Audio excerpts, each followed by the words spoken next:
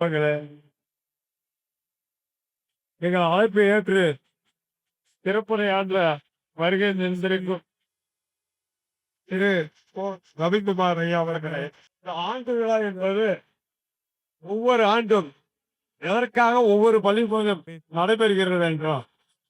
ஒவ்வொரு ஆண்டும் பள்ளியை கற்றுவித்த ஆசிரியரை ஊக்குவிக்கவும், நல்ல முறையில் தேர்ச்சி பெற்ற மாணவர்கள் ஊக்குவிக்கும் பொழுது சற்று தேர்ச்சியில் கர்வமாக இருப்பவர்கள் நாமும் அடுத்த ஆண்டு அதுபோல் உற்சாகமாக பயின்று நாமும் அந்த பரிசை வாங்க வேண்டும் என்ற உற்சாகப்படுத்தவும், பள்ளியின் மழலை செல்வங்களை பாதுகாப்பாக பள்ளிக்கு கொண்டு வந்து ஓட்டுநர் அவர்களுக்கும் ஆசிரியர் பெருமக்களுக்கும் முதல்வர்களையும் பாராட்டி அவர்களை உற்சாகப்படுத்துவதற்குத்தான் இந்த ஆண்டு விழா வருடந்தோறும் நடைபெறுகிறது. நமது SRK பள்ளி தண்டலை மயில்களான தாமரை விளக்கம் தாங்க கொண்டர்கள் நுழவினேங்க குவளை கண் விழித்து நோக்க தென்திரை எதிரி நோக்க தேம்பி வருகின்றனர் அண்டுகள் இனிது பாட ஒரு அற்புதமான இடத்தில் இயற்கை சூழ்நிருந்த இடத்தில் இந்த SRK பள்ளியை அமைத்துள்ளோம். இந்த பள்ளியில் பயிலும் மாணவ செல்வங்களுக்கு சிறந்த முறையில் கல்வியுடன் அவர்களுக்கு எதிர்காலத்திற்கு வேண்டிய எல்லா வகையான விளையாட்டிலும் கராத்தே, யோகா போன்ற எல்லா கலையும் கற்றுக் கொடுக்கிறோம். மாதா பிதா குரு தெய்வம். மாதா பிதா அவர் குழந்தைகளை வீட்டிலிருந்து பார்த்துக் கொள்கிறார்கள். குருவனுடைய சோதனைகள் தான் பெரும்பாலும் குழந்தைகள் வாழ்க்கையில் முன்னேற முடியும். அப்பொழுதுதான் ஈன்ற பொழுதும் பெரிதும் மகக்கும் தன் மகனை சான்றோன் என்ற கேட்ட தாய்.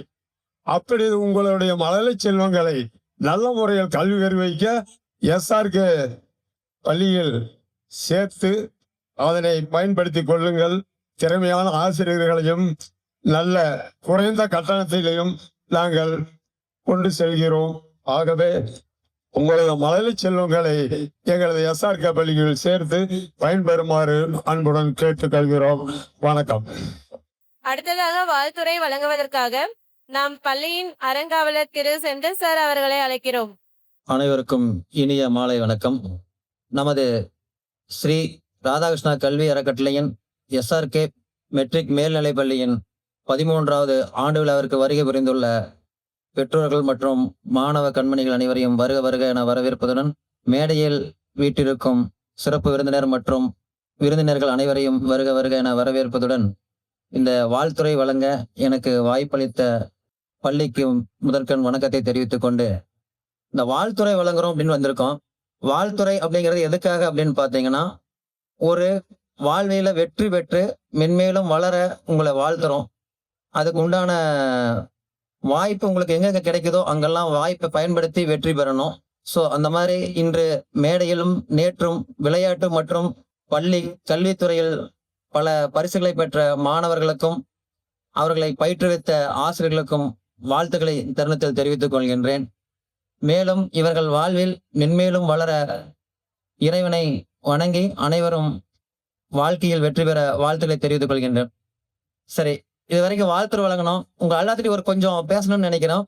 ஸோ இது வரைக்கும் பார்த்தீங்கன்னா ஸ்டூடெண்ட்ஸ் தான் வந்து கேள்வி கேட்டிருப்பாங்க. இப்போ உங்க வந்திருக்கிற பேரண்ட்ஸ்ட கொஞ்சம் கேள்வி கேட்கலான் இருக்கோம். ஸோ எல்லாத்துக்கும் கேள்வி கேட்கலாங்களா? பெற்றோர்களிடம் கொஞ்சம் கேள்வி கேட்கலாங்களா? ஒருத்தர் கூட வந்து கவனிக்கிற மாதிரி தெரியலீங்களே. இது வரைக்கும் பார்த்தீங்கன்னா ப்ரைஸ் வாங்கிட்டு இருக்கிறப்ப கைத்தட்ட சவுண்டு பயங்கரமா கேட்டுச்சு. நான் கூட எல்லாம் கீழே இருக்கிற பேரண்ட்ஸ் தான் கைத்தட்டுறீங்கன்னு நினைச்சிட்டு இருந்தோம். பட் பார்த்தா ஆடியோவில் போட்டிருக்காங்க. அதை யாராவது கவனிச்சிங்களா? ஸோ ஒரு மாணவர், உங்களுடைய மாணவர் மேடையில வந்து பரிசு வாங்குறாங்க. அப்ப வந்து நம்மளுடைய சந்தோஷங்கிறது வந்து பாத்தீங்கன்னா, தாம் பெற்ற புதல்வன் மேடையில் ஏறி ஒரு சிறந்த ஆண்டோர்கள் கையில பரிசு வாங்குவதை வந்து மிகப்பெரிய பாக்கியம். அதை வந்து நம்ம கீழே இருந்து பாக்குறதுக்கு வந்து கொடுத்து வச்சிருக்கணும். ஏன்னா நம்மளுடைய பேரண்ட்ஸ் நம்ம எந்த அளவுக்கு நம்மளை பார்த்தாங்க, எதிர்பார்த்தாங்கிறது வந்து தெரியாது. இந்த SRK மெட்ரிகுலேஷன் பள்ளியானது ஆரம்பிக்க முதல் காரணம், மிக ரூரலான ஏரியாவில் ஊரக பகுதியில சிறந்த கல்வியை வழங்கணுங்கிற ஒரு ஆவலோடு ஆரம்பிக்கப்பட்டது இந்த பள்ளி. மிக சிறந்த ஆண்டோர்களை உருவாக்க வேண்டும் என்பது எங்களுடைய நோக்கம். இந்த SRK பள்ளிகளுடைய ஒரு சிறப்பு என்னன்னு பார்த்தீங்கன்னா, நாங்கள் எல்லாருமே இந்த எஜுகேஷனல் ஃபீல்டு வந்து வந்தவங்க. எங்களுடைய மாணவருடைய குழந்தைகளை இந்த பள்ளியில சேர்த்திருக்கிறீங்க. அதை 4-5 பேர்த்து நான் வந்து உள்ள வந்ததையும் கவனிச்சேன். ஸோ அது வந்து எங்களுக்கு கிடைச்ச மிகப்பெரிய வெற்றின்னு நாங்க நினைக்கிறோம். ஒரு கல்வித்துறையில இருந்து எங்களோட மாணவர்கள் கற்றுக்கிட்டு அவங்களுடைய குழந்தைகளை எங்கள் பள்ளியில் சேர்த்திருக்கிறத வந்து பார்க்கும்போது சிறந்த வெற்றி கழிப்பு எங்களுக்கு இருக்கு. அந்த மாதிரி உங்களுடைய வாழ்க்கையில நீங்களும் பல வெற்றிகளை பெறணும். ஸோ அடுத்து ஒரு ஒரு சின்ன ஒரு கொஷின் மட்டும் கேட்குறேன். ஏன்னா எல்லாமே ஸ்டூடெண்ட்ஸ் வந்து உங்க பசங்களோட பேரண்ட்ஸ் ஸ்பீச்சஸ் கேட்டிருப்பாங்க. எத்தனை பேர் வந்து இங்க பொய் பேசுவீங்க? பேரண்ட்ஸ் பொய் பேசுவோம் அப்படிங்கிறவங்க கை தூக்குங்க. உண்மை சொல்றதுக்கு ஒரு தைரியம் வேணுங்க. இப்ப என்ன காரணம்னா, நம்ம ஆண்டு விழாவினுடைய நிகழ்ச்சி நிரல் எல்லாருமே பார்த்துக்கிச்சீங்க. ப்ரோக்ராம் ஷெட்யூல் பார்த்துருப்பீங்க. நம்மளுடைய இன்விடேஷன்ல வந்து பார்த்தீங்கன்னா, ப்ரோக்ராம் வந்து 2 மணிக்குன்னு போகும். ஸோ ஸ்டூடெண்ட் ஸ்டாஃப்ஸ் எல்லாருமே ரெடியா இருந்தாங்க. வந்து 1 மணிக்கே வந்துட்டாருன்னு நினைக்கிறேன். ஸோ எல்லாத்துனாலும் வந்து வெயிட் பண்ணிட்டு இருந்தாங்க. ப்ரோக்ராம் அப்படியே டோட்டலா சேஞ்ச் ஆச்சு. என்ன காரணம்னா, ஏத்துறதுக்கு முன்னாடி டீச்சருக்கு வந்து நம்ம பேச வைக்கணும்னா மெயினான வந்து மெயினா வந்து ஸ்டூடெண்ட்ஸ் மோட்டிவேட் பண்ணணும். அடுத்தபடியா பேரண்ட்ஸும் மோட்டிவேட் பண்ணணும். இதுக்காக அப்படின்னு பார்த்தீங்கன்னா, ஒரு மிக திறந்த ஆண்வரை வந்து நம்ம நேரம் போகணும் அப்படின்னா இல்லைன்னா அவர்களுடைய அனுபவங்களை உங்கள்கிட்ட பகிர்ந்து அந்த இழந்த அனுபவத்தோட வாழ்க்கையில மென்மேலும் நிறைய வழிவகுக்கும். அது வந்து பார்த்தீங்க அப்படின்னா ஸ்டூடெண்ட்ஸுக்கு மட்டும் இல்லை பேரண்ட்ஸுக்கும் முக்கியம். என்ன காரணம்னா ஸ்டூடெண்ட்ஸை வந்து வீட்டில் மோட்டிவேட் பண்றதை வந்து பார்த்தீங்கன்னா பேரண்ட்ஸ் தான். 8 மணி நேரம் தான் வந்து ஸ்கூல்ல இருக்காங்க. மற்ற பேரண்ட் எல்லாமே வந்து பார்த்தீங்கன்னா பேரண்ட்ஸ் தான். நீங்க அவங்கள சேரவே மாட்டீங்க. எதுக்காக நான் போய் பத்துக்கான பேர் அப்படின்னு பார்த்தீங்கன்னா எல்லாருமே வந்து தைரியம் வந்து டைம் பண்ணுவீங்க இல்லையா? எத்தனை பேர் உங்களுடைய ஸ்டூடெண்ட்ஸோட தைரியம் வந்து முழுசா படிச்சு பாருங்க. அவங்க ஹோம்ஒர்க் பண்ணிட்டீங்களா, பார்த்துட்டு டைப் பண்றீங்களா? ஏன்னா நான் பண்றதில்ல. என் பையன் கிளம்புறப்ப வந்து ஒடியாந்து கையை தூக்கிப்போம், நான் பாட்டுக்கு பார்க்காம கையை போட்டுருக்கேன். இதுதான் வந்து நீங்களும் பண்ணிட்டு ஒரு மாணவனை உருவாக்குற பங்கு வந்து ஆசிரியர்கள் மட்டும் கிடையாது, பெற்றோர்கள்ட்ட முக்கியமா இருக்கு. அதனால தைரியத்துக்கு நானே நீங்க நினைச்சேன் நாமளும் தப்பு பண்ணோம். நம்ம எங்க பையன் வந்து நானும் வரல. எனக்கு ஒண்ணு அதாவது பங்குல கூப்பிட்டாலும் நம்ம வந்து முன்னால போய் அவங்கள மோட்டிவேட் பண்றது. என்ன காரணம்? எல்லாருமே ரொம்ப திருப்பூர்ல வர போயிடு நமக்கு டைம் வந்து கிடையாது. நம்ம திருப்பூர்ல எந்த அளவுக்கு மூழ்கணுமோ அந்த அளவுக்கு வந்து பார்த்தீங்கன்னா திருப்பூர்ல வேலை போதும் அதிகரிக்க நமது குடும்பத்தின் உறவுகளுக்கும் நம்ம குடும்ப உறுப்பினர்களுக்கும் இடைவெளி ரொம்ப அதிகமாக போயிருக்கு. தலை குறைஞ்சு நடந்து போய் சேர்ந்த பெண்கள் வந்து பாரதியார் வந்து தலைநிலை மக்கள் சொன்னாங்க. இப்போ வந்து பாத்தீங்கன்னா பைக்ல போற அத்தனை பேரும் தலை தெரிஞ்சு தான் போயிட்டு இருக்கோம். இந்த எல்லாத்துடைய பார்வையும் இருந்தாலையோ திருப்பூர்ல இருக்கு. ஒவ்வொரு டைமும் பாயிர போயிட்டு பார்த்துக்கிறோம். முடிஞ்ச வரைக்கும் திருப்பூர் உபயோகிக்கிறது பேரண்ட்ஸ் குறைங்க. இதை பார்த்து ஸ்டூடெண்ட்ஸ் கண்டிப்பா குறைப்பாங்க. எல்லா பக்கம் வந்து பாத்தீங்கன்னா ஸ்டூடெண்ட்ஸ் வந்து அட்வைஸ் பண்ணுவாங்க. இந்த பள்ளியில கொஞ்சம் வித்தியாசம் தாங்க. பேரண்ட்ஸ் கொஞ்சம் அட்வைஸ் பண்ணணும். அதாவது பேரண்ட்ஸ் உங்க பசங்க மேல நீங்க அதிக அளவுக்கு எந்த அளவுக்கு தேர்ந்தெடுக்கிறீங்களோ அந்த அளவுக்கு அவங்க வாழ்க்கையில ரொம்ப மென்மேலும் வளருவாங்க. அவர்களுக்கு நீங்க முன்னுதாரணமா இருங்க. அவர்களுக்கு தேவையான உதவிகளை செஞ்சு கொடுங்க. அவர்கள் கூட டைம் அவங்கள வெற்றி பெறப்போ அவங்களை கூட இருந்து மோட்டிவேட் பண்ணுங்க. தோல்வி அடைகிறப்போ அவங்களை சுமந்து போகாம பாசத்துங்க. அவங்க மென்மேலும் வாழ்க்கையில வெற்றி பெறீங்க தூண்டு போய் நீங்க தான். உங்களுடைய வார்த்தைகள் தான் அடித்து திருத்துவத முக்கியம் அல்ல, அவர்களை நல்வழிப்படுத்தி வார்த்தைகள் வெல்ல விசைகள் பல வெல்ல இறைவனை பிரார்த்திப்பதுடன் உங்கள் பெற்றோர்களை SRK மெட்ரிகுலேஷன் பள்ளி மற்றும் ஸ்ரீ ராதாகிருஷ்ணா கல்வி அறக்கட்டளையின் சார்பாக அவர்களை வாழ்க்கையில் வெற்றி பெற நீங்கள் உறுதுணையாக இருக்க உங்களை இருக்கிறோம் ஏற்றுக்கொண்டு அனைவரும் வாழ்க்கையில் மென்மேலும் வெற்றி பெற இறைவனை வணங்கி வாழ்த்துக்களை தெரிவித்துக் கொண்டு வாழ்க்கையில் வழங்கிய இந்த நல் விதைகள் அனைவருக்கும் நன்றியை தெரிவித்தும் கூட விடைபெறுகிறேன். நன்றி. எண்ணிய முடிதல் வேண்டும், நல்லவே எண்ணல் வேண்டும், திண்ணிய நெஞ்சம் வேண்டும், தெளிந்த நல் அறிவு வேண்டும். பண்ணிய பாவம் எல்லாம் பருதி முன் பணியே போல நன்னிய நின்முன் இன்று நசித்திடல் வேண்டுமல்லாம். தாலாட்டிய தமிழுக்கும் அமுதூட்டிய அன்னைக்கு முதல் வணக்கத்தை சொல்லி SRK மெட்ரிக் மேல்நிலைப் பள்ளியினுடைய பெருமை மிகுந்த 13ஆம் ஆண்டு விழாவில் சிறப்பு விருந்தினராக கலந்து கொண்டு உங்கள் முன்னால் சிறப்புரை நிகழ்த்த கிடைத்திருக்கிற இந்த தருணத்திற்காக இறைவனின் பாதங்களை பணிக்கு வணங்குகிறோம். இந்த சிறப்பான பள்ளியிலே மிகச் சிறப்பாக முதல்ல ஒன்று சொல்லணும். எனக்கு தெரிந்து இதுவரைக்கும் என்னுடைய பேச்சுலகத்தில் இது எனக்கு கால் நூற்றாண்டு 25வது ஆண்டு இந்த நிகழ்ந்து கொண்டிருக்கு. இந்த கால் நூற்றாண்டு என்னுடைய இலக்கிய பயணத்தில் எத்தனையோ மேடைகளுக்கு அயல் நாடுகளிலும் நம் நாட்டில் பல்வேறு மாநிலங்களிலும் பல்வேறு கல்வி நிலையங்களிலும் நான் பேசியிருக்கிறேன். ஆனால் பேச வருகை தரக்கூடிய பேச்சாளருக்கு சிறப்பு விருந்தினருக்கு மட்டுமே மேடையை ஒப்படைத்துவிட்டு கீழே அமர்ந்து நாங்களும் பார்வையாளர்களாக பார்க்கிறோம் என்று என்னை மேல் நிறுத்தி அவர்களை கீழே இறக்கிக் கொண்ட ஒரே நிர்வாகம் நம்முடைய பள்ளி நிர்வாகம். தன்னை தேடி வந்தவர்களை உயர வைக்க வேண்டும் என்கிற அவர்களின் அன்பை நான் என்னவென்று பாராட்டுவது என தெரியவில்லை.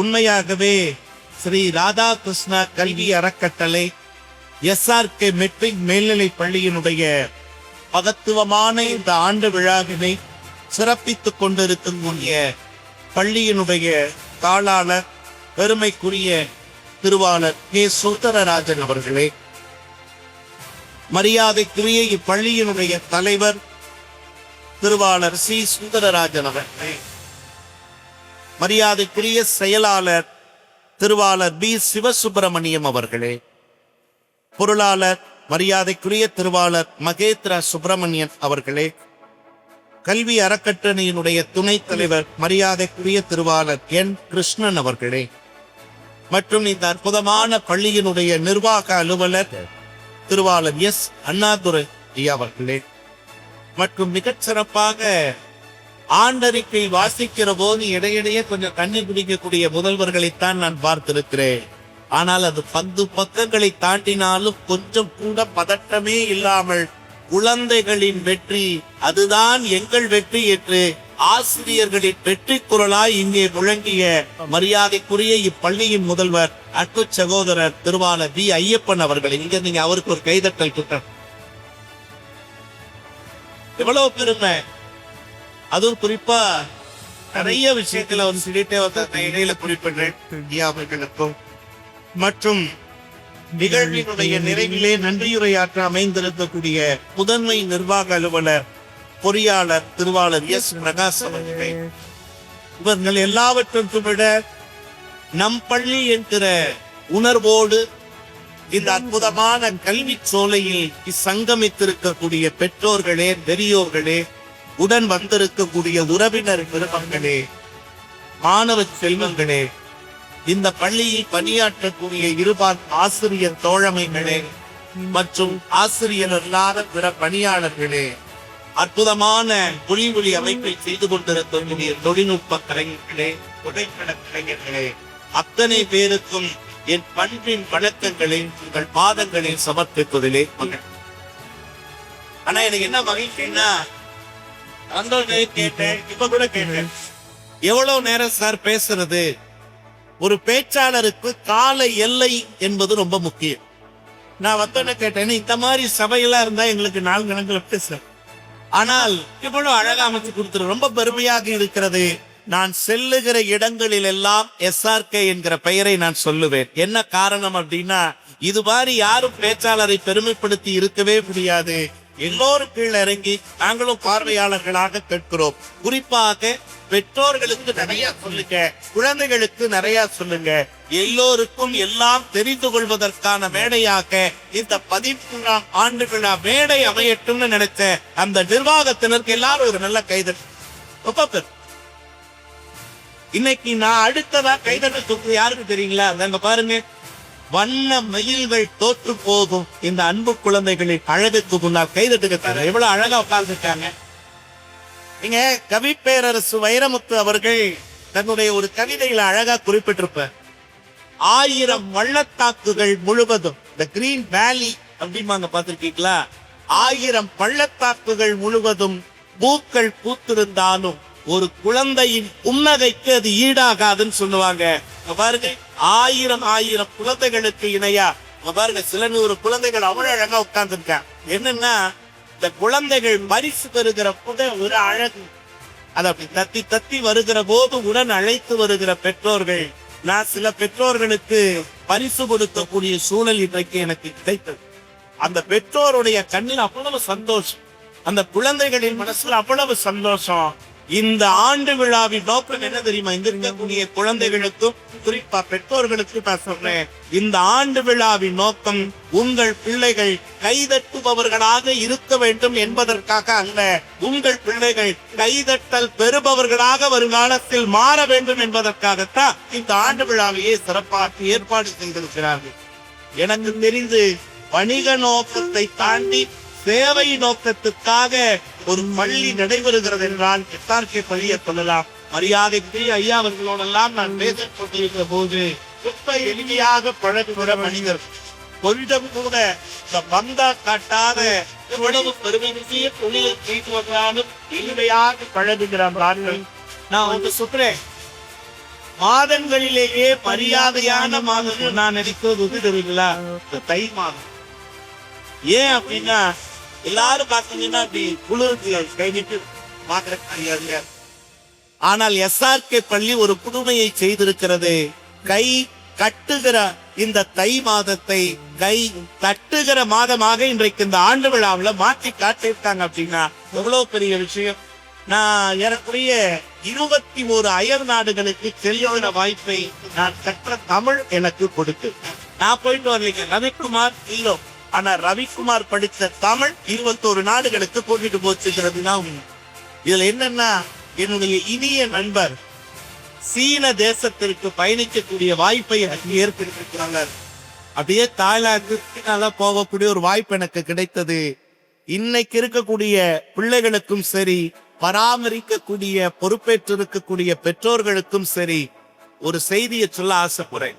இந்த சீன தேசத்துல போய் வெயிட்டிங் அதெல்லாம் பேட்டாங்க சார், அதெல்லாம் இருக்கட்டும். சீனாவில் இருக்கக்கூடிய பள்ளிக்கூடங்களை பாக்குற பெரியமான்னு தாராளமா கூட்டிட்டு போறோம் சார் அப்படின்னாங்க. பள்ளிக்கூடத்துக்கு கூட்டிட்டு போனாங்க. நடந்த உண்மையை சொல்றாங்க, பள்ளிக்கூடத்துக்கு கூட்டிட்டு போனாங்க. வகுப்பறை, நீங்க ஒரு குழந்தை வெளியே செல்வதற்கு ஆசிரியரிடத்திலே அனுமதி கேட்பதில்லை, தண்ணீர் பருகுவதற்கும் ஆசிரியரிடத்திலே அனுமதி கேட்பதில்லை. இதை விட என்ன வித்தியாசமா பண்றாங்க, நாம பயன்படுத்துற மாதிரி பண்றாங்க. பார்த்துட்டே மேல கருப்பணதி மேல நாம அந்த திருக்குறள் எழுதி போடுவோம் பார்த்துருக்கீங்களா, பொன்மொழிகள் எழுதி போடுவோம் பார்த்துருக்கீங்களா, அறிஞர்களினுடைய நல்ல வார்த்தைகளை அழகழக எழுதி போடுவோம் பார்த்துருக்கீங்களா, அந்த மாதிரி அங்க ஒரு 4 வரிகள் சீன மொழியில் எழுதப்பட்டு 4 வரிகள் சீன மொழியில் எழுதப்பட்டிருந்தது. எனக்கு சீன மொழி தெரியாது, சீன மொழி எனக்கு தெரியாது, படிக்கவும் தெரியாது, பேசவும் தெரியாது. ஆனா நான் இது என்ன தெரிஞ்சுக்கணும்னு ஆசைப்பட்டேன். உங்கள் குழந்தைகளுக்கு ஒன்றை சொல்லிக் கொடுக்க, வாழ்க்கையில் தெரியாமல் இருப்பதில் தவறில்லை, தெரிந்து கொள்ளாமல் இருப்பதுதான் தவறு என்பதை தயவு செய்து குழந்தைகளுக்கு சொல்லிக் கொடு. நான் உடனே சொன்னேன், சார் இந்த 4 வரிகளுக்கு என்ன பொருள், அதனுடைய அர்த்தம் எனக்கு தெரியல. உடனே சீன மொழியும் தமிழ் மொழியும் தெரிந்த ஒரு நண்பர் அழைச்சிட்டு வந்தாங்க. அவரு உடனே பார்த்து, இதுதான் பொருள் சொல்ல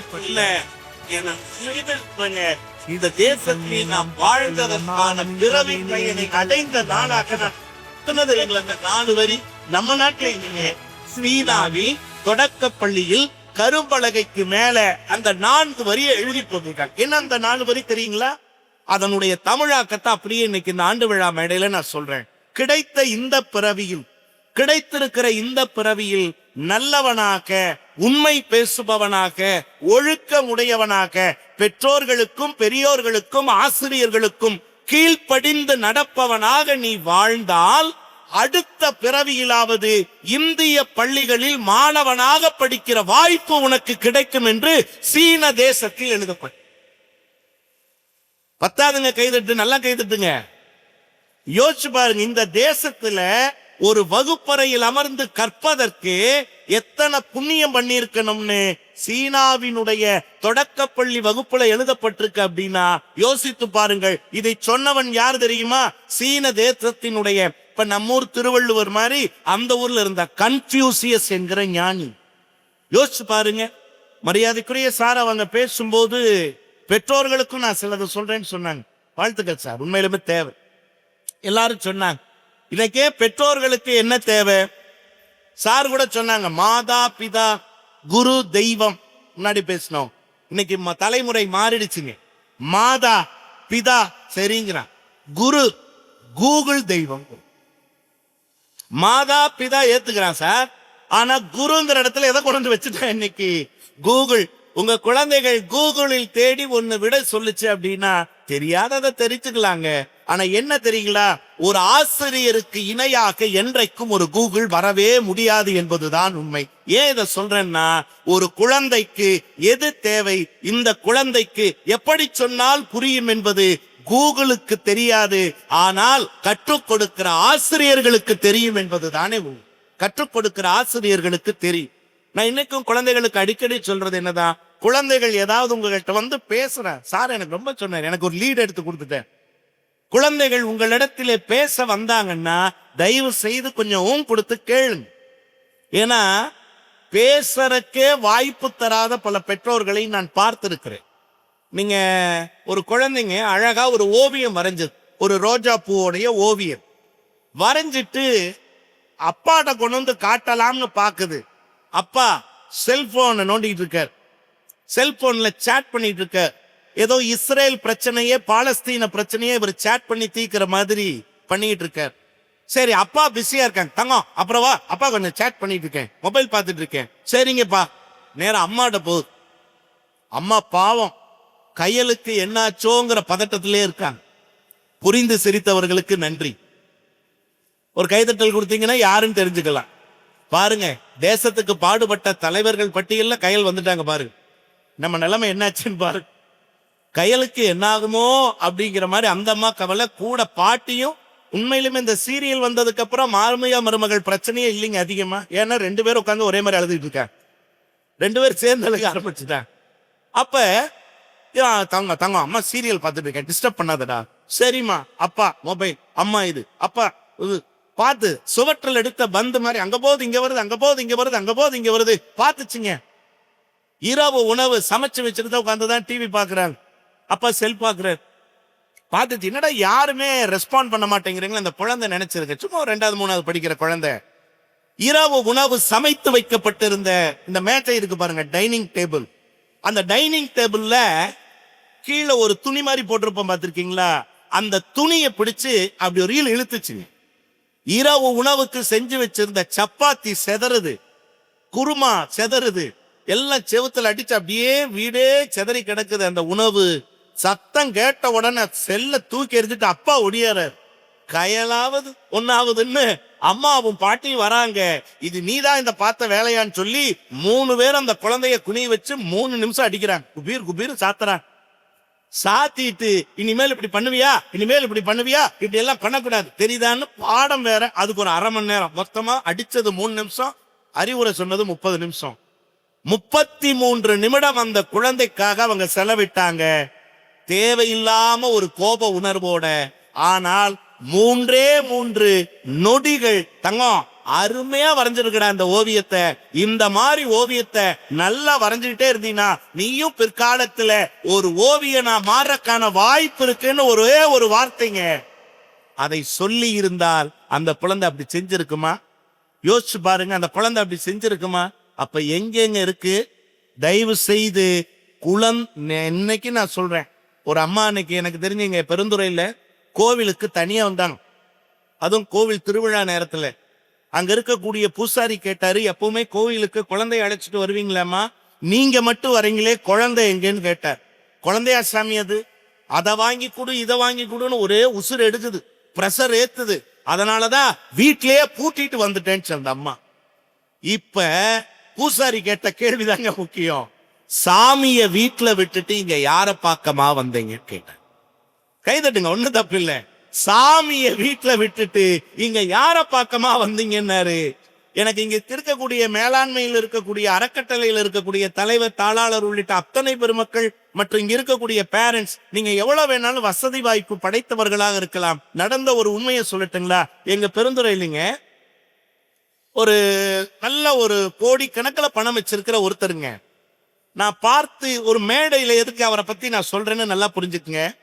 எல்லா இடத்துக்கும் பெயிண்ட் பண்ணிட்டார். வீடு மட்டுமே ஒரு 1.5 கோடி போட்டு கட்டியிருப்பாருன்னு வைங்களேன். எல்லா இடத்தையும் அழகழகா வருஷத்துக்கு ஒரு தடவை பெயிண்ட் பண்ணிடுவேன். பொங்கல்னா அப்படி அழகா பெயிண்ட் பண்ணிடுவேன். ஆனா நான் அடிக்கடி ஒரு வீட்டுக்கு போகும்போது இந்த ஹால்ல பார்த்தா அந்த குழந்தைகள் கையில கிறுக்குன அந்த கிறுக்கல்கள் மட்டும் அப்படியே இருக்குங்க. இந்த பென்சில்ல வச்சு செவத்துல கிறுக்காது எடு சொல்றதுல விட்டது அப்படியே இருக்கு. நான் சொன்னேன், வெளியில எல்லாம் அவ்வளவு அழகா பெயிண்ட் பண்ணிருக்கீங்க, இது என்ன சார் ஒரு சில ஆயிரங்கள்ல செலவு பண்ண? என் குழந்தை சின்னதா மழலையா இருக்கும்போது இன்னைக்கு அந்த புள்ள காலேஜ் படிக்குதுங்க. அந்த புள்ள காலேஜ் படிக்குது. அவர் சொன்ன வார்த்தை என்ன தெரியுங்களா? என் குழந்தை எல்கேஜி யூகேஜி ஃபர்ஸ்ட் ஸ்டாண்டர்ட்னு மழலையாக இருந்தபோது அவள் எழுதிய எழுத்துக்கள் தான் இந்த கிறுக்கல்கள். இன்னும் 4 கோடி போட்டா கூட என்னால புது கட்டடத்தையே உருவாக்க முடியும். 400 கோடி போட்டாலும் இந்த கிறுக்கல்களை என்னால் மீட்டெடுக்க முடியாதுன்னு ஒரு தகப்பன் சொல்றார். அப்படின்னா யோசிச்சு பாருங்க. ஒவ்வொன்றையும் அனுபவிக்க கற்றுக்கொண்டால், ஆனந்தப்பட கற்றுக்கொண்டால் வாழ்க்கை எவ்வளவு மகிழ்ச்சியாக இருக்கிறது. அதே நேரத்தில் உங்களுக்கு அன்போட ஒரு வேண்டுகோள் சொல்றேன். குழந்தைகள் உண்மையிலுமே பல நேரங்கள்ல டென்ஷன் பண்ணுவான். நீங்க அம்மா ஏதாவது சொல்லி கொடுங்க. நீங்க டீச்சர்ஸ் என்னைக்கு குழந்தைக்கு விட்டு தர மாட்டாங்க தெரியுங்களா? எங்க டீச்சர் இதை சொன்னதுன்னு ஒண்ணு சொல்லியிருப்பாங்க. அது தப்பா கூட கேட்டுட்டு வந்திருக்கோம், ஏதாவது ஒரு தப்பா கூட சொல்லப்பட்டிருக்கோம். ஆனா வந்து இல்ல தங்கம் இது தப்புன்னா எங்க டீச்சரோட உங்களுக்கு எல்லாம் தெரியுமாக்கும் சொல்லுவாங்க. சார் எங்க டீச்சர் அப்படின்னு என்ன? தாய் தகப்பனை விட இந்த உலகத்தில் புத்தகங்களை விட அதிகமாக குழந்தைகள் நம்புவது ஆசிரியர்கள் என்பதை தயவு செய்து மறந்து விடாது. இங்க இருக்கக்கூடிய அத்தனை ஆசிரியர்களுக்கும் அந்த பாராட்டுக்கள் சேரட்டும். எனக்கு என்ன தெரியுங்களா? பெற்றோர்களாக இருக்கட்டும் ஆசிரியர்களாக இருக்கட்டும் 2 பேருக்கு என்ன வேறுபாடு எங்கிட்ட அடிக்கடி கேட்பான். பெற்றோர்களுக்கும் ஆசிரியர்களுக்கும் என்ன சார் வேறுபாடு? என்னை பொறுத்த மட்டிலும் நான் பல மேடைகளில் சொல்லுகிற செய்தி இதுதான். இருவருக்கும் இடையே வேறுபாடே இருக்கக்கூடாது. 2 பேருக்கு இடையே ஏன்னு தெரியுங்களா? Teachers parents R the first teachers are the second parents. என்ன அர்த்தம் தெரியுங்களா? பெற்றோர்கள் என்பவர்கள் ஒரு குழந்தையினுடைய முதல் ஆசிரியர்கள் என்பவர்கள் ஒரு குழந்தையினுடைய முதல் பெற்றோர். இரண்டாம் பெற்றோர். யோசிச்சு பாருங்க எவ்வளவு இருக்காங்க. அப்போ இந்த குழந்தைகளுக்கு பெற்றோர்களும் ஆசிரியர்களும் எப்படி இருக்க வேண்டும் என்றால், அன்பிற்குரியவர்களே, தயவு செய்து நீங்கள் வழிகாட்டுபவர்களாக இருக்காது. உங்கள்கிட்ட ரொம்ப நான் ரெக்வஸ்ட் பண்ணி கேட்டுக்கிறேன். வேண்டுகோள் என்ன தெரியுங்களா? தயவு செய்து பெற்றோர்களே ஆசிரியர்களே குழந்தைகளுக்கு பிள்ளைகளுக்கு மாணவர்களுக்கு நீங்கள் வழிகாட்டுபவர்களாக இருக்காதீர்கள். வாழ்ந்து காட்டுபவர்களாக இருங்க. நீங்க யோசிச்சு பாருங்க. நான் சொல்லக்கூடிய நகைச்சுவையை உங்களால புரிஞ்சுக்க முடியுதான்னு பாருங்க. ஒரு பையன் அப்பாட்ட கேட்டான், அப்பா ஒருத்தர் குடிச்சிருக்காருன்னு எப்படிப்பா கண்டுபிடிக்கிறோம்? போலீஸா இருந்தா ஊதுன்னு சொல்லுவாங்க. எப்படிப்பா கண்டுபிடி? How can be fine? அது எப்படி நாம கண்டுபிடிக்கிறோம்? ஒருத்தர் குடித்திருக்கிறார், மது பழக்கம், மது அருந்திருக்காருங்கிறது எப்படி? அப்பா சொன்னார், கண்ணே அங்க தெரியுது பாத்தியா 4 மரம், அது குடிச்சவன் பார்வைக்கு 8 மரமா தெரியும். பையன் சொன்னாங்க 2 மரம் தானப்பா இருக்குன்னா. புரிந்து சிரித்தவர்களுக்கு நன்றி. அங்க 2 மரம் தானப்பா இருக்குன்னா அப்பாவுக்கே அது 4ஆ தெரிஞ்சிருக்கு. நீங்கள் குழந்தைகள் யாரு சார்? நீங்க பாட புத்தகத்தில் இருக்கக்கூடிய ஹீரோலாம் அவங்களுக்கு அப்புறம் தாங்க. ஸ்கிரீன்ல வரக்கூடிய ஹீரோலாம் அவங்களுக்கு அப்புறம் தான். முதல் ஹீரோ யாரு தெரியுங்களா? குழந்தைக்கு பெத்த தகப்பன் தான் ஒரு குழந்தையினுடைய முதல் ஹீரோ. நீங்க யோசிச்சு பாருங்க. உலக அழகினா ஐஸ்வர்யா ராயவோ இன்னும் யாரையோ சொல்லாதீங்க. உலகத்திலேயே முதல் உலக அழகி யாரு தெரியுங்களா? அழுக்கு துணியோடு இருந்தாலும் தன் குழந்தையை அழகுபடுத்தி பள்ளிக்கு அனுப்புகிறாள் பாருங்கள். அந்த தாய் தான் உலகத்திலே மிகச்சிறந்த உலக அழகி. இப்ப கைதட்டுங்க சார், நான் சொல்றேன். அவங்கதான் பெரிய உலக அழகி. இத குழந்தைகளுக்கு சொல்லிக் கொடுக்கறது இல்ல. நம்ம குழந்தைகளுக்கு அதை சொல்றேன். இன்னொன்னு சொல்றேன், ஏதாவது கணவன் மனைவி கிடையில வார்த்தைகள் தடிக்குங்க. அப்பப்ப வார்த்தைகள் தடிக்கும்.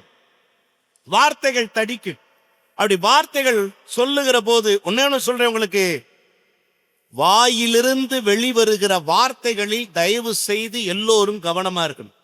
ஏன்னா எல்லா பிரச்சனைகளுக்கும் அடிப்படை எது தெரியுங்களா? இந்த வாய் தான். அதனாலதான் வள்ளுவன் அழகா சொன்னான், யாகாவாராயினும் நான் காக்கன். அது யாரா இருந்தாலும் நீங்க ரவிக்குமாரா இருந்தாலும் சரி, ஜனாதிபதியா இருந்தாலும் சரி, எல்லாருக்கும் அது பொருந்தும். அந்த யாகாவாருங்கிற சொல்லுக்குள்ள எல்லோரையும் உள்ளடக்கிய பெருமை ஐயன் வள்ளுவனுக்கு உண்டு, யாரா இருந்தாலும். ஏன் தெரியுங்களா? நபிகள் நாயகம் ரொம்ப அழகா ஒரு கான்செப்ட் சொல்லுவார் அவருடைய எழுத்துக்கள்ல. என்ன தெரியுங்களா? ஒரு மனிதனுடைய வாய்க்குள் போகிற எந்த உணவும் அவனை தீட்டாக்குவதில்லை, வாயிலிருந்து வெளிப்படுகிற வார்த்தைகள் தான் ஒருவனை தீட்டாக்கும் என்று சொன்னால் நல்ல வார்த்தைகளை சொல்லிக் கொடுங்க குழந்தைகளுக்கு.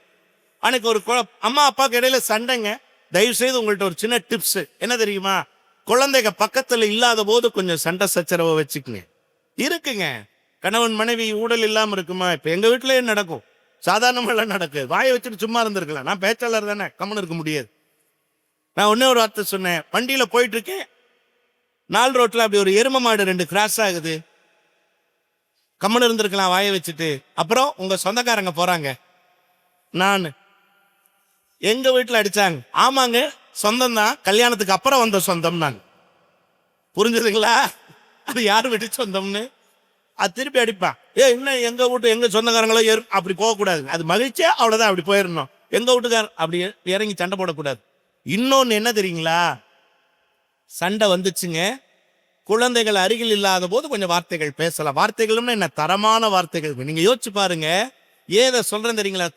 ஒரு பள்ளி ஆண்டு விழாவில் மனிதனுடைய உடலிலிருந்து வெளிவருகிற எச்சில் நாற்றம் தரும், மனிதனுடைய உடலிலிருந்து வெளிவருகிற வியர்வை நாற்றம் தரும், மனிதனுடைய உடலிலிருந்து வெளிவருகிற சிறுநீர் மலம் முதலானவை நாற்றம் தரும்.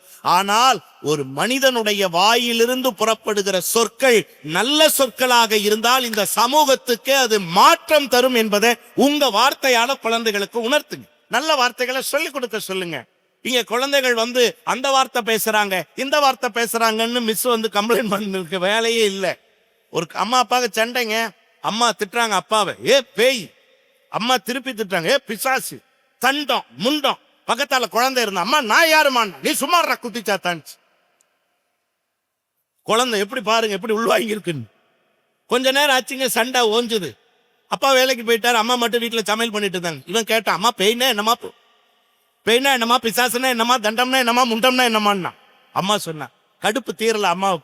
அப்பா ஏதோ கோவத்துல ஒரு வார்த்தை திட்டிட்டு போயிட்டாரு. நான் கடுப்பை காட்டுறாங்க, பேய் ஒப்பந்தான், பேய் பிசாசு கட்டிட்டு சீரழிகிற மாதிரி, நான் தான் பிசாசு. தண்டம் நம்ம வீட்டுல இருக்கிற ஒப்பன் சொந்தக்காரன் பூரா தண்டம். முண்டம் நம்ம வீட்டுல இருக்கிற சேரு சோப்பா எல்லாம் முண்டம். ஒரு வாரம் தாங்க ஆச்சு, இந்த பயலோட பெரியப்பா வந்தார். எங்கடா உங்க அப்பா, எங்கடா உங்க அம்மான்னு சொன்னாம் பாருங்க பதில். பேய் ஆபீஸ் போயிருக்கு, பிசாசு குளிக்க போயிருக்கு, தண்டமே வா முண்டத்தில் உட்காருன்னா. இனி ஒரு ஜென்மத்துக்கும் வீட்டு பக்கமே வரமாட்டேன்னு போனேன். இனி ஒரு ஜென்மத்துக்கும் வீட்டு பக்கமே. சார், பசங்கன்னு ஒரு படம் வந்ததுங்க. அதில் இயக்குனர் எங்களுக்கு நல்ல அன்பு சகோதரர். அதுல வர்ற மாதிரி ஒரு டைலாக் டெலிவரி வச்சிருப்பாங்க. என்ன தெரியுங்களா? ஒரு குழந்தை தகாத சொல் பேசி விட்டது அப்படின்னு தலைமை ஆசிரியரிடத்திலே தண்டனை பெற்று தருவதற்காக ஆசிரியை அழைச்சிட்டு போவாங்க. அந்த குழந்தைய தர தர தர தரன்னு எடுத்துட்டு போவாங்க. நடிகர் சூர்யா அவர்கள் அதுல நடிச்சிருப்பார், ஒரு டீச்சர் கேரக்டர்ல நடிச்சிருப்பார்.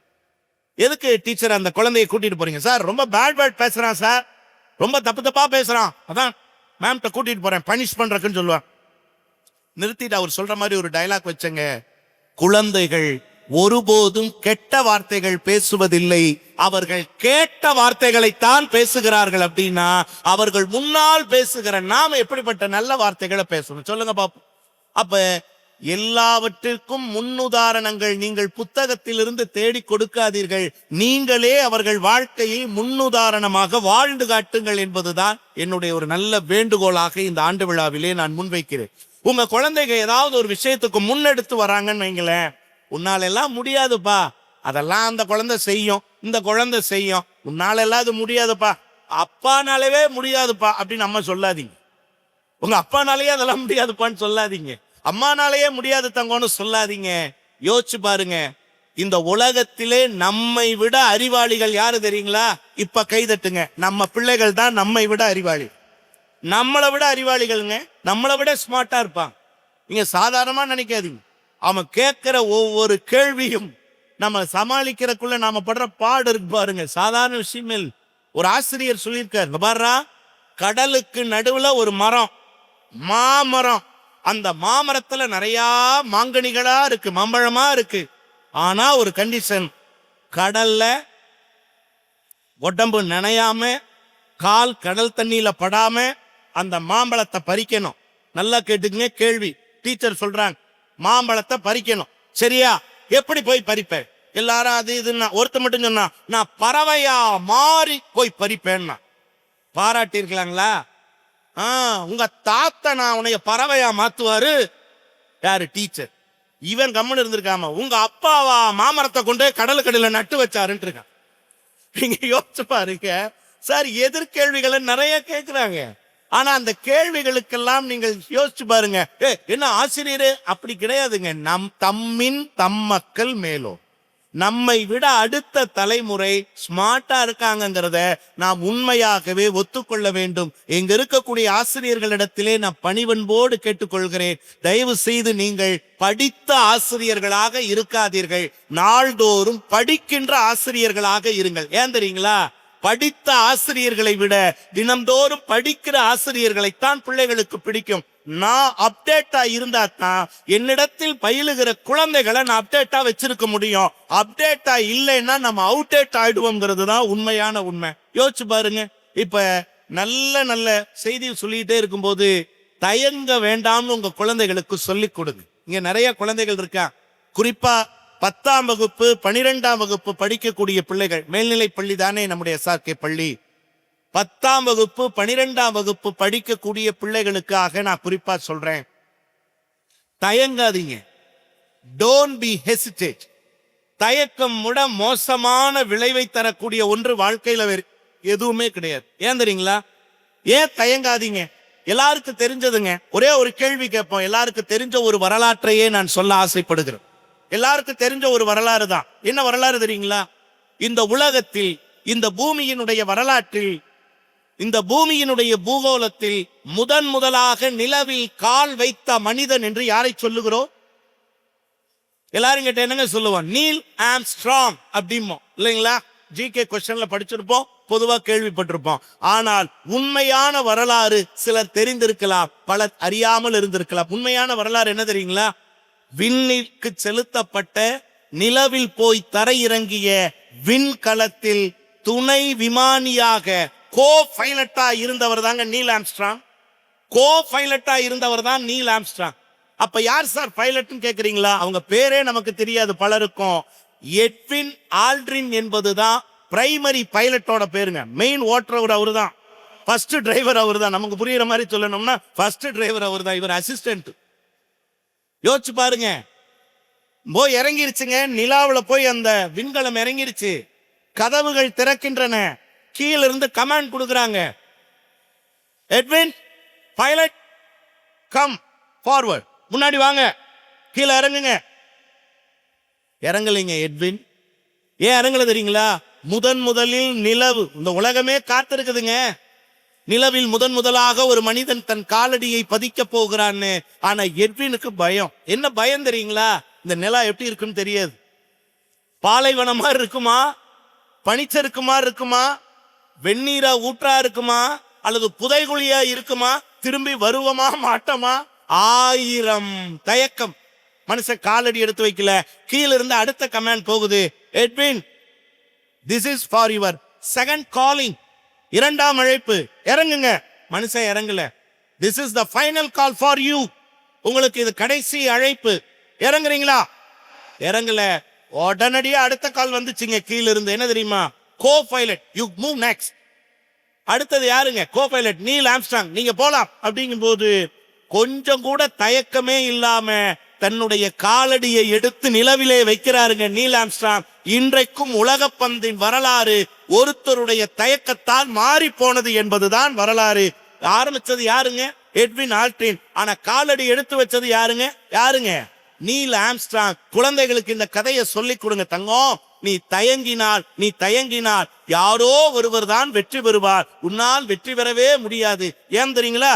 தயங்கியவர்கள் வென்றதாக வரலாறு இல்லை, வென்றவர் எவரும் தயங்கியதாகவே வரலாறு இல்லைங்கிறத குழந்தைகளுக்கு தயவு செய்து சொல்லிக் கொடுங்க. யோசிச்சு பாருங்க. நான் மீண்டும் இப்படி சொல்றேன், குழந்தைகள் மொபைல்ல விளையாடுறாங்கன்னு சார் ரொம்ப அழகா சொன்னேன். குழந்தைகள், ஏன்னா இன்னைக்கு எல்லாம் ஒரு காலத்துல 80s கிட்டா இருந்ததுன்னா என்ன பண்ணாங்க? செல்லம் கொடுத்து வளர்த்தாங்க. இன்னைக்கு எல்லாம் 2K கிட்ஸ், ஜென் கிட்ஸ் இல்லைங்களா? என்ன பண்றாங்க? செல்ல கொடுத்து வளர்க்குறாங்க. செல்லம் கொடுத்து வளர்த்த தலைமுறை போய் இன்னைக்கு என்ன ஆயிடுச்சுங்க? செல் கொடுத்து. குழந்தை அழுகிறானா செல்ல கொடு. முதல்ல செல்லு. ஒரு குழந்தை அழுகுதுன்னா உட்வாட்ஸ் கொடுப்பாங்க. ஆனா இன்னைக்கு குழந்தை அழுகுதா? செல்லு கொடு. குழந்தை ஏதாவது இம்சை பண்ணுதா, நைங்குதா, செல்ல கொடு. யோசிச்சு பாருங்க. இப்படியே இருக்கா சார். இதுல என்ன தெரியுங்களா? அடுத்த தலைமுறை நிமிர்ந்த தலைமுறையாக இருப்பதற்கே வாய்ப்பு குறைவு என்று ஒரு விஞ்ஞானம் சொல்கிறது. நிமிர்ந்த தலைமுறையாகவே இருக்க முடியாது. ஏன் தெரியுங்களா? இப்படியே இருக்கா. நான் மீண்டும் சொல்லுகிறேன், புத்தகத்தை படிப்பதற்காக தலை குனிந்தால் அது பெருமைக்குரிய செயல். ஆனால் மொபைலை பார்க்கறக்காகவே தலை குனிந்து கொண்டே இருந்தால் அது எப்படி பெருமைக்குரிய செயலாக இருக்க முடியுங்கிறத மறந்துடாதீங்க. குழந்தைகளிடத்திலே இருக்கிற நல்லவற்றை பாராட்டி அவர்களை அரவணைக்க வேண்டிய பொறுப்பு நம்மிடத்திலே இருக்கிறது. குழந்தைகளுக்காக ஒரு 2 செய்தியை சொல்லுகிறேன். சார் நேரம் எடுத்துக்கலாமா? ஒரு 5 நிமிஷம் சார். என்ன தெரியுங்களா? ஏன்னா உங்களைப் போல நானும் அந்த குழந்தைகளின் கலை நிகழ்ச்சிகளுக்காக காத்திருக்கேன். இருந்தாலும் நல்லா கேட்கிற சபை என்பதனால சொல்றேன். நீங்கள் குழந்தைகளுக்காக ஒன்னு சொல்லுங்க. டாக்டர் கலாம்ங்கிற பேர் பிடிச்சிருந்தா ஒரு கைதட்டல் கொடுங்களேன் அந்த பேருக்காக. நன்றி. எந்த மேடைக்கு போனாலும் கடவுளை பேசுவதை போல கலாமையும் பேசினால் கைதட்டல் கிடைக்கிறது. என்ன காரணம்? விண்வெளிகளையே ராக்கெட்டுகளால் நிரப்பி அந்த மனிதன் ஒருபோதும் தன் சட்டை பாக்கெட்டை நிரப்பவே இல்லை. அதுதான் இன்றைக்கும் உலக புகழ் பெறுவதற்கு காரணம். நான் ஏறக்குறைங்க ஐயா அவர்களை 2 முறை சந்திக்கிற வாய்ப்பு இந்த எளியவனுக்கு கிடைத்தது. அருகில் இருந்து அவரோடு உரையாற்றுகிற வாய்ப்பு எனக்கு கிடைத்தது. எப்படி இது சாத்தியம் என கேட்டபோது நடந்த உண்மையை சொல்றேங்க. அவர் எல்லாவற்றிலும் ஜெயித்தார், அதனால் தான் வரலாற்றிலே அவர் நிற்கிறார் என்று யாராவது சொன்னால் அந்த பேச்சு பொய்.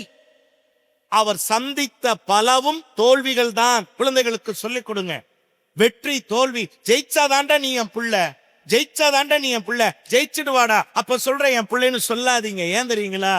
இந்த உலகத்தில் எல்லா வெற்றிகளும் முதன் வெற்றியாக பதிவு செய்யப்பட்டதல்ல. பல தோல்விகளுக்கு பிறகு கிடைக்கிற வெற்றி தான் என்றைக்குமே சுவையுடையதாக இருக்கும் என்பதை குழந்தைகளுக்கு சொல்லிக் கொடு. கலாம் இந்திய திருநாட்டிற்காக விண்ணிற்கு அனுப்பிய முதல் ஏவுகணை தோல்வி தெரியுங்களா உங்களுக்கு? முதல் ஏவுகணை தோல்வி இந்திய பெருங்கடலில் விழுந்து விட்டது. பத்திரிகையாளர்கள் பக்கமா எழுதினாங்க, இந்தியர்களினுடைய வரி பணத்தை கலாம் வீணடித்து விட்டார், இது ஒரு தேவையற்ற செயல். நாம் என்ன அமெரிக்காவா, நாம் என்ன சீனாவா, நாம் என்ன அவங்களா, அதுக்கு நமக்கு என்ன அவ்வளவு வளர்ச்சியா, இதெல்லாம் தேவையில்லாத செயல், இன்னும் 30 வருஷம் கழிச்சு இதெல்லாம் பண்ணியிருக்கலாம் அப்படின்னு பக்கமாக எழுதினார்கள். ஆனால் கலாமின் இடத்திலே ஒரு பத்திரிகையாளர் கேட்டார், இப்படி எல்லோரும் உங்களை குறைவாக சொல்லுகிறார்களே, நீங்கள் என்ன சொல்ல போகிறீர்கள்? கலாம் சிரித்து கொண்டே சொன்னார், அவ்வளவு பெரிய கோடிக்கணக்கான ரூபாய் ப்ராஜெக்ட் ஃபெயிலியருங்க. ரொம்ப அழகா சொன்னார், என்னை போலவே நான் கண்டுபிடித்த விண்ணிற்கு அனுப்பிய ஏவுகணைக்கும் தாய்நாட்டின் மீது பற்று அதிகம், அதனால் தான் விண்ணுக்கு போகாமல் இந்திய பெருங்கடலுக்கே திரும்பி வந்து விட்டதுன்னு. சார், ஒரு தோல்வியை கூட எவன் எளிதாக கடக்க பழகுகிறானோ அவன் வாழ்க்கையில் அடுத்த வெற்றிக்கு தயாராகி விட்டான் என்று பொருள். குழந்தைகளுக்கு இப்படி சொல்லிக் கொடுங்கள் அன்பிற்குரிய பெற்றோர்களே. தோல்வி வெற்றி 2ற்குமான வேறுபாடு என்ன? வெற்றி என்பது பெற்றுக்கொள்வது, தோல்வி என்பது கற்றுக்கொள்வது.